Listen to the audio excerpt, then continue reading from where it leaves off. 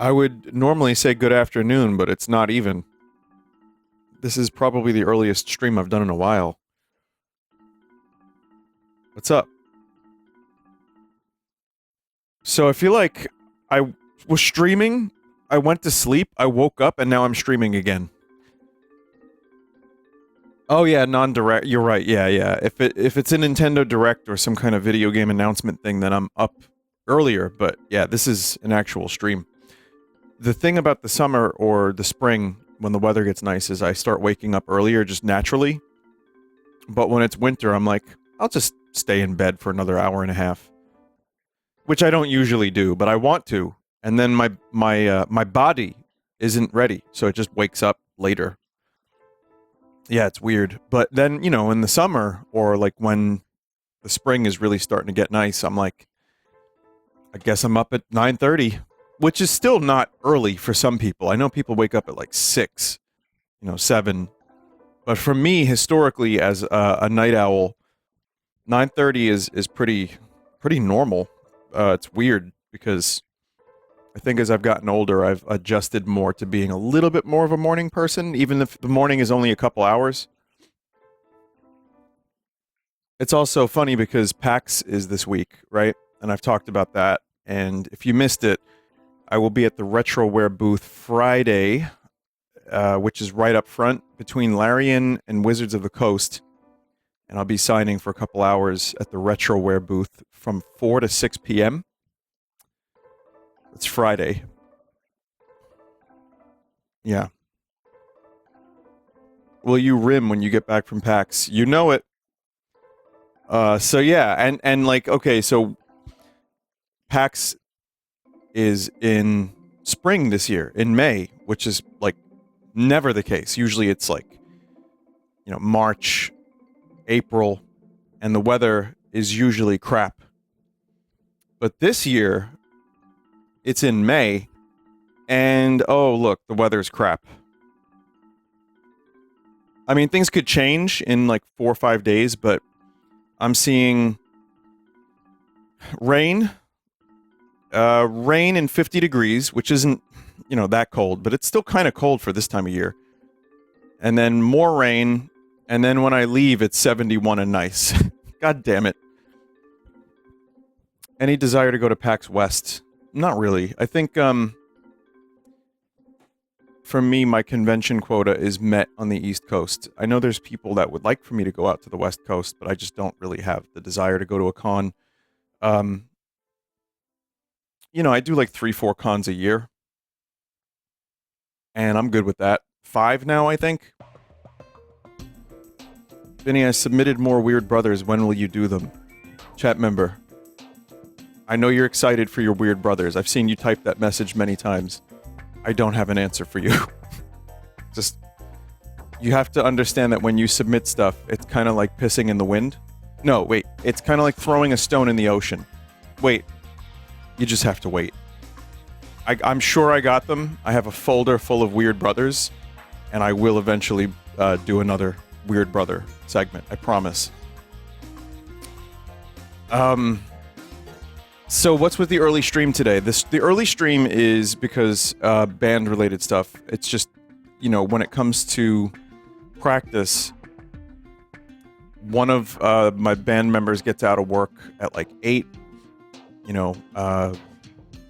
It's just like we have to practice when I usually stream. And unfortunately, that means that I can't really, I can't stream and play music at the same time. I mean, maybe I could. So yeah, that's what these early streams are for. And I could just say it's for the Europeans and, congratulations, you made it to a stream. But yeah, that's kind of what's going on. It's just really, I want to be able to practice, and we can't really do it early. I mean, I still do sessions early, but like getting 5 men of a certain age in a room together, all to play music, we all have to kind of make concessions. And it turns out that's at like, sometimes 7, sometimes 8, sometimes 9. Did you hear about Chrono Trigger and Half-Life 3 rumors? Okay, so I talked about Chrono Trigger the other day. That was a complete fabricated thing made up by the interpreter and then misinterpreted by everyone else. Half-Life 3 is a little different. It seems like there's been some discussion about Half-Life 3 for a while with HL3, and I know a lot of YouTubers that cover Valve have been talking about Half-Life 3. There's a rumor that it's pretty much playable start to finish and could be announced this year and then released this year. Obviously, it's kind of one of those things where Half-Life 3 has been the butt of many jokes for 20 years now. Almost. And I'll believe it when I see it. But I will admit that there's a fever pitch of Half-Life 3 news. And there are people who are, like, actually going to bat for it, saying, no, it's real, it's gonna happen. Again, I'll believe it when I see it, but I can imagine Valve actually has been working on it, because Half-Life Alyx came out 5 years ago, and the rumor states that this could be the last of Gordon's games. It could also be, there's procedural technology, but not for terrain and not for, like, roguelite. There's, some discussion about Half-Life 3 having, like, a really, really deep physics system, which would make sense. So, I mean, I've read a couple of these things, and I could imagine Valve having spent a long time working on a number of iterations of Half-Life 3. I think they admitted as much. But maybe this one's finally real. Maybe after the release of Half-Life Alyx, they were like, let's do it. Let's make it happen. So, I don't know. I'm hoping. I'm really hoping that's the case. Will Half-Life 3 live up to the hype? Will it revolutionize shooters in the way that Half-Life and then Half-Life 2 kind of did? I say kind of because they both did in different ways. And I think Half-Life 1 was ahead of its time. Maybe even a little bit more so than 2, but 2's, it's funny because I see people posting physics in video games, and then people are like, dog, Valve did that in 2004. So both are pretty fucking incredibly influential. But I don't know, maybe Half-Life 3 will do something really crazy. And the thing is, sure, if it does something really crazy and has this amazing game engine and this amazing physics engine, and it has all these really cool things that are like advancing technology, kind of like Half-Life Alyx did a little bit for VR. That would be great. But you know what I miss the most? Especially playing that horrible Duke Nukem game yesterday, the one in the PlayStation showcase of bad game. Just Valve's sense of level design and pacing. Like, even if the game doesn't push technology forward as much as the previous ones did, if they give me a solid 12-hour game that's as fun to play through as Half-Life 1 and 2, and has that perfect level design, mostly, not every level, but that would be great for me. I would love that. I'd be so happy with that. So, yeah. Also, one more thing is there's that Claire Obscure Expedition 33 game that people have mentioned to me a lot, and for the record, I'm not like pissed about it that people come into chat and be like, Vinny, why aren't you play this? How dare you? It's more like, wow, this game must be really good.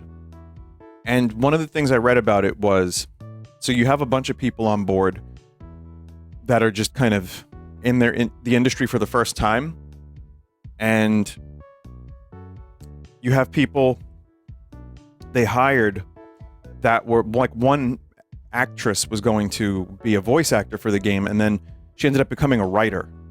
So I find that kind of stuff kind of cool, that you can have a game that looks that good and ends up being that good of a game, and it's not from one of the AAA developers.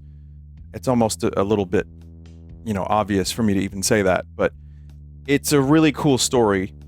And not only that, but they're claiming that Oblivion didn't even cut into its sales. I mean, we can't really know that for sure, but the game sold really, really well.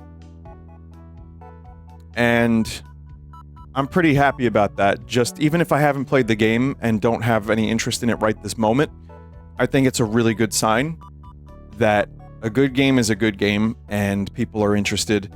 And by the way, it's a turn-based RPG. So when people are like, well, no, Square couldn't do turn-based for Final Fantasy 16. They had to go Devil May Cry Light with no weight to it. And it's like, no, they could have done turn-based. I mean, I've said it before, but Dragon Quest XI was one of my favorite RPGs. And that is as old school turn-based as you get. So yeah, I think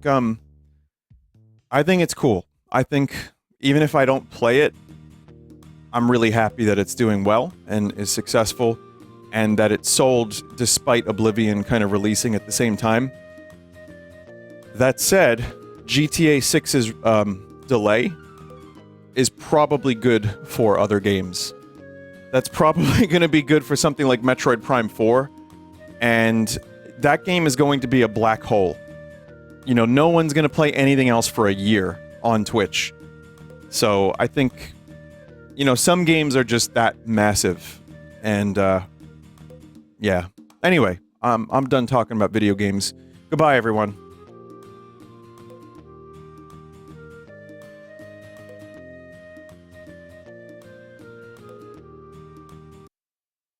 Actually, let's play Blueprints. I'm going to get my notebook.